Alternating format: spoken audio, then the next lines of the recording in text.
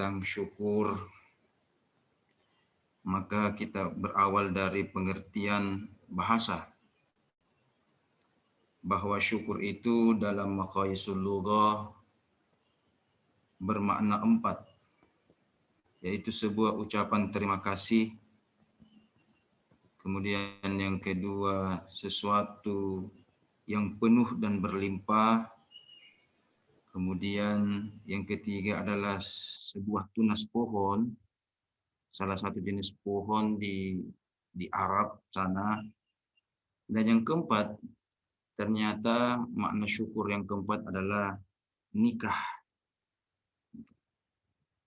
Dengan makna syukur yang pertama yaitu ucapan terima kasih, itu menunjukkan bahwa syukur merupakan sebuah ucapan terima kasih yang diucapkan dengan baik dan tulus. Dengan makna kedua, kita juga dapat memetik hikmah bahwa seorang yang bersyukur itu, maka karunia dan anugerah yang dinikmatinya sebelumnya dapat terus bertambah dan berlipat ganda. Istilah ulama kita, kalau mau nikmat kita abadi, mau nikmat kita selalu bertambah banyak, maka bersyukurlah. Tentu ayat tentang bertambahnya nikmat dengan bersyukur, alhamdulillah kita sudah tahu semua. Dengan makna ketiga, yaitu tunas tumbuhan yang menumpang di sebuah batang pohon yang besar, kemudian tumbuhan ini dapat hidup, tumbuh dan berkembang biak, tanpa membuat layu dan mati pohon tersebut. Ini adalah simbol dan perumpamaan bahwa ketika kita bersyukur kepada Allah, maka Allah Subhanahu wa taala tidak akan rugi sedikit pun. Bahkan tidak akan beruntung dan bermanfaat sedikit pun. Tetapi kitalah sebagai tumbuhan yang numpang kepada Allah Subhanahu wa taala yang banyak memiliki keuntungan dan manfaat dari syukur tersebut. Tidak ada ruginya kita bersyukur. Kemudian dari makna keempat itu yaitu nikah. Ini hal yang menarik. Kenapa syukur dihubungkan dengan nikah? Nikah merupakan media perkembangbiakan yang halal, thayyibah, benar dan direstui oleh Allah. Implikasinya adalah dengan bersyukur seseorang mampu melakukan perkembangbiakan iman, akidah, tauhid, peradaban, baik dari aspek kualitas maupun kuantitas, sehingga peradaban dan perkembangbiakan reproduksi manusia ini selalu bertumbuh, sama halnya tadi sebuah syakir minal nabat, bahwa syukur itu salah satu tunas dari tumbuhan. Oleh karena itu, ada banyak definisi syukur dari berbagai ulama yang ada, baik dari menurut Abu Nasr Ismail, As-Sam'ani, dan lain sebagainya. Tapi yang menarik adalah definisi dari Al-Junaid Al-Baghdadi, yang dikenal dengan Al-Imam, seorang imam, Imamut Ta'ifatain, imam dari dua kelompok, baik dari kalangan spiritual maupun dari kalangan syariah, fikih. Beliau mendefinisikan bahwa syukur adalah ketidakmampuan kita untuk bersyukur. Maka ketika kita sudah mengakui bahwa kita tidak mampu untuk bersyukur, maka sebenarnya itulah syukur. Dan setelah melihat ayat-ayat Al-Quran tentang syukur lebih daripada 70 kali, maka secara pribadi dalam penelitian ini saya membuat definisi syukur. Definisi syukur berdasarkan ayat-ayat yang kami peroleh sebagai berikut, yaitu syukur adalah ibadah yang sangat langka, dilakukan sebagai refleksi, menampakkan dengan tulus nikmat yang dianugerahkan kepadanya untuk mencari ridha Allah Subhanahu wa taala. Itulah syukur yang saya definisikan dari sekitar 70 ayat dan kesimpulannya kurang lebih itu. Oke. Alhamdulillah. Memaknai syukur di bulan pandemik ini adalah sesuatu yang wajib bagi kita. Mengamalkan syukur di waktu ini adalah sesuatu sesuatu yang harus dan mesti yang kita lakukan, karena syukur adalah harga mutlak bagi seorang muslim. Syukur itu kalau dalam ilmu spiritual salah satu makom dari berbagai makom, salah satu halte stasiun yang harus dilewati oleh salikin untuk menempuh jalan taqarrub ila Allah Subhanahu wa taala. Syukur. Nah, salah satu makom itu ada banyak. Yang pertama itu at-taubah. Yang kedua, ketiga dan sebagainya itu ulama berbeda pendapat sesuai dengan perjalanan spiritualnya masing-masing. Yang menarik adalah sampai saat ini tidak disepakati yang mana lebih utama, yang mana lebih tinggi makomnya, yang mana lebih mulia antara sabar dan syukur. Ada ulama yang menempatkan as-sabru itu khairun atau a'la, lebih tinggi derajatnya daripada syukur. Tapi di satu sisi saya lebih bermegang pendapat bahwa syukur itu lebih tinggi daripada sabar. Ya, walaupun ulama kita berbeda pendapat, dan tentunya di grup ini juga pasti kita beda pendapat. Yang mana lebih tinggi antara satu dengan yang lainnya. Inti dari syukur adalah bagaimana kita menerima, bagaimana kita memanfaatkan nikmat yang Allah berikan kepada kita, dan tentunya tujuan akhirnya adalah mencapai ridha Allah Subhanahu wa taala. Kalau kita lihat misalkan di kitab Iqadul Himam atau Syarhul Hikam karya Ahmad Zarruq, di situ ulama-ulama spiritual itu membagi syukur atas 3 makom. Ada untuk orang awam, ada syukurnya orang khawas, dan ada syukurnya orang khawasul khawas.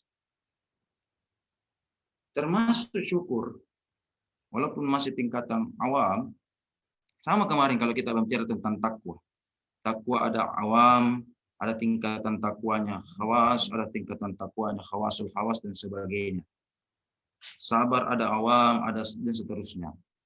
Kalau syukur untuk awam, itu ketika dia mensyukuri, menerima, dan memanfaatkan nikmat yang diperoleh dari Allah Subhanahu wa taala, nikmat yang banyak.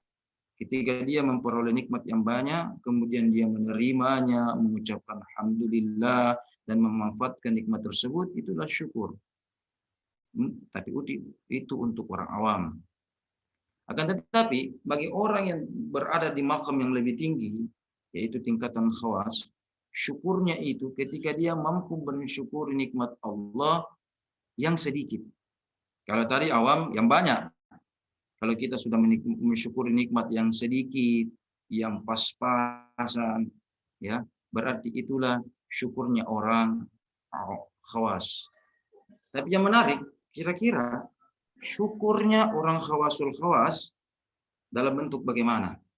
Kalau yang pertama tadi banyak nikmat, dia bersyukur, sangat masuk akal. Kemudian yang kedua, sedikit nikmat pun dia bersyukur. Intinya memperoleh nikmat, ya syukur. Bagaimana untuk khawasul khawas? Maka orang khawasul khawas dalam mensyukuri hal tersebut tidak melihat kepada an-ni'mah, tetapi melihat kepada al-mun'im. Ketika awam dan khawas itu melihat makhluk, maka orang khawasul khawas itu melihat Khalik, yaitu pencipta dan pemberi nikmat al-mun'im, Allahu Jalla Jalalah. Berarti syukurnya orang khawasul khawas adalah mensyukuri keberadaan eksistensi Allah Subhanahu wa taala. Apakah Allah memberikan nikmat yang banyak, dia terima. Memberikan nikmat yang sedikit, dia syukuri. Ya, yang penting dia mengakui, mengesahkan Allah Subhanahu wa taala. Bahkan sekiranya Allah memberikan sedikit cobaan kepadanya, dia juga syukuri. Syukuri. Yang penting kalau itu pemberian dari Allah, apapun namanya, kalau itu asalnya dari Allah, maka dia syukuri. Itulah orang khawasul khawas. Akan tetapi perlu catatan, tidak semuanya, yang kita harus bedakan yang terjadi di diri kita, tidak selamanya itu langsung kita nisbahkan kepada Allah. Sedikit-sedikit ini adalah takdir ketentuan Allah. Ya, tetapi terkadang yang menimpa kita itu atas kesalahan kita. Zaharal fasadu bima kasabat aydin nas dan sebagainya. Jadi ada hal-hal yang kita terima, yang kita nanti harus kategorikan, yang mana betul murni, pure, merupakan takdir ketentuan Allah, yang mana merupakan sebenarnya kesalahan kita. Kalau kita memiliki penyakit mah, kemudian kita sengaja terlambat makan, makan kecut-kecut, kemudian sengaja makan lombok yang banyak, kemudian kita sakit, ulu hati kita sakit dan sebagainya. Jangan bilang ini adalah takdir Allah, takdir Allah, takdir Allah. Sedikit-sedikit ini takdir Allah. Seakan-akan kita menyalahkan Allah. Orang yang bersyukur itu menerima Allah tanpa menyalahkan Allah Subhanahu wa taala sebagai sang pengatur. Beda halnya, maaf ya, semoga tidak ada di antara kita dan keluarga kita tidak ada. Kalau anak misalkan lahir dalam keadaan cacat, auzubillah, apakah ada anggota anatominya yang tidak berfungsi atau kekurangan dan sebagainya, ya mungkin itu adalah cobaan bagi orang tua yang bersangkutan. Nah, beda halnya kalau tadi contoh yang pertama, kalau kita sakit ulu hati kita, ketika kita lahirkan Allah ciptakan dalam keadaan bayi sempurna semua. Pada khalaqal insana fi ahsani taqwim, sempurna organ dalam dan organ luar kita, kemudian usia 30 tahun, usia 50 tahun kita sudah mulai penyakit sudah mulai usus kita tidak bagus, sudah mulai rematik apa dan sebagainya, berarti siapa yang membuat hal tersebut? Berarti kita sendiri. Oleh karena itu Nabi bersabda, wala talumunna, ketika kita mengalami sesuatu yang tidak baik, jangan salahkan orang lain. Illa bi anfusikum, salahkan kecuali diri kita sendiri. Jangan sedikit-sedikit ini Allah, ini Allah, ini Allah, ini takdir. Berarti kita seakan-akan menyalahkan Allah Subhanahu wa taala. Kita tidak layak berkata atau mengarah kepada hal demikian. Sehingga orang yang bersyukur adalah mensyukuri atas Allah Subhanahu wa taala dan menempatkan dirinya dan bersikap sesuai dengan yang semestinya. Kami itu dilarang untuk berdoa, ya Allah berikanlah aku rezeki. Itu ciri-ciri orang yang kurang bersyukur atau ciri-ciri kepada dari seorang hamba yang tanda kutip ya, kasarnya ini kurang etis dan kurang beradab. Saya secara pribadi dilarang untuk berdoa untuk hal tersebut. Kenapa? Seakan-akan beliau berkata, kalau engkau bilang begitu, kalau ada malaikat lewat, nah tunjukiku. Apa Nabi bilang? Fulan bin Fulan, kenapa kau minta rezeki? Seakan-akan tidak ada rezekimu. Coba lihat dari lahir sampai sekarang. Apa yang ada di tubuhmu sekarang, subhanallah. Itu rezeki Allah Subhanahu wa ta'ala. Kenapa lagi seakan-akan kau mengatakan hal demikian sehingga seakan-akan tidak dikasih? Maka wajar pakai melanjutkan bahwa berdoalah, ya Allah jangan sibukkan aku mencari rezeki, tetapi sibukkan aku untuk bagi-bagi rezeki, ya kan? Bahkan di satu sisi kita juga dilarang untuk minta ilmu, ya sama halnya. Kami juga dilarang untuk minta rezeki, dilarang juga minta ilmu. Terus bagaimana? Coba lihat bagaimana doa Nabi. Yang benar adalah bukan minta ilmu. Ya Allah berikanlah ilmu, berikan ilmu. Tidak. Apa doa Nabi? Rabbi zidni. Berarti tambahkan ilmu. Jadi yang benar adalah ketika kita meminta tambahan rezeki. Ya Allah minta tambahan ilmu. Ya, jangan juga minta rezeki yang banyak.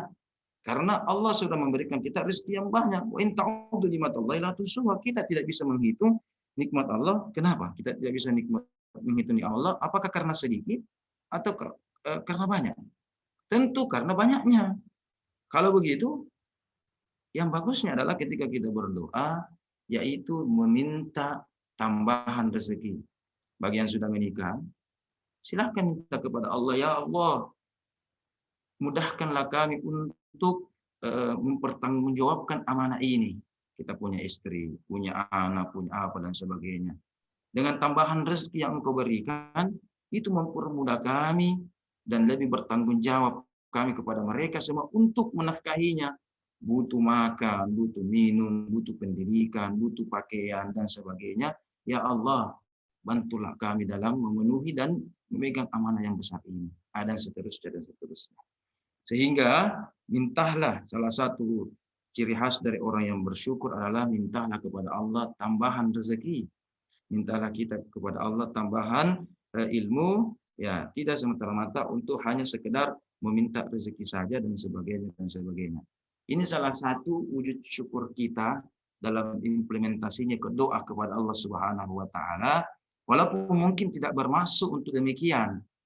Ya, walaupun mungkin tidak bermaksud demikian kita minta rezeki, tapi mungkin karena ketidaktahuan atau apa dan sebagainya atau kebiasaan sehingga kita melakukan tersebut.